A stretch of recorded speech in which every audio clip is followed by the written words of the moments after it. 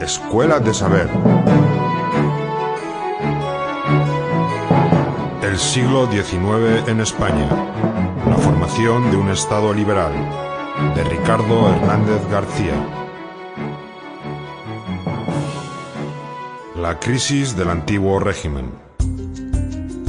Aun cuando el concepto de crisis del antiguo régimen varía dependiendo del país y del ámbito concreto del que estemos hablando, en el caso de España será un fenómeno que debemos centrarlo en las dos décadas finales del siglo XVIII y las primeras del siglo XIX. En buena medida, la particular idiosincrasia de la peculiaridad del siglo XIX español, tan diferente al del resto de países de su entorno europeo, vendrá condicionado por este final del antiguo régimen. En el caso del país pionero en dar el paso a la modernidad, Inglaterra, este proceso arranca ya desde el siglo XVII con las transformaciones jurídicas, institucionales, agrarias o demográficas que culminan en la llegada de la Revolución Industrial y con ella el apogeo del nuevo sistema liberal. Por su parte, si bien en la vecina Francia siempre se ha vinculado este proceso a la ruptura radical y violenta que supuso la Revolución de 1789, lo cierto es que esta no se podría haber producido de no haberse dado con anterioridad un caldo de cultivo propicio. Sin lugar a dudas, este contexto renovador existía ya en Francia a lo largo de todo el siglo XVIII. No en balde, hay que recordar que el movimiento más radical y novedoso que se produjo en este siglo, al menos en cuanto a las ideas, tuvo su epicentro en Francia. Evidentemente, nos referimos a la Ilustración. Pues bien, si esto es lo que podemos apreciar en los dos países que antes dieron el salto a la modernidad, lo cierto es que en el caso de España difícilmente podremos rastrear elementos parecidos. El siglo XVIII en España comenzaba con una guerra de sucesión en la que, sobre territorio español y con recursos grabados sobre la hacienda española, se iba a dirimir una guerra por el trono de España.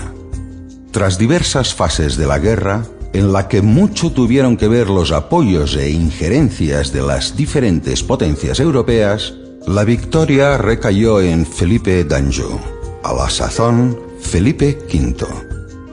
Con esta entronización, en España concluía la etapa de gobierno de la dinastía de los Austrias y comenzaba la era borbónica. La fecha en la que este cambio se plasma de manera oficial es 1713, con la firma del Tratado de Utrecht. Aun cuando pudiésemos pensar que el cambio de dinastía producido a comienzos del siglo XVIII podía haber generado modificaciones en la sociedad tendentes al cambio de régimen, lo cierto es que pocos fueron los acaecidos. De hecho, tal vez el principal cambio fue el de dotar de un nuevo espíritu a la administración española, confiriéndola un carácter mucho más centralista, copiado obviamente del modelo centralista francés. Será por tanto esta sociedad española del siglo XVIII en muchos aspectos similar a la de sus antepasados de los siglos XVI y XVII, variando por tanto tan solo la coyuntura en la que se tendrán que desenvolver. ¿Esto qué quiere decir? Pues básicamente que será, casi sin variación o fisuras a lo largo de todo el siglo, una sociedad estamental en la que el honor y los privilegios sean los valores únicos que primen.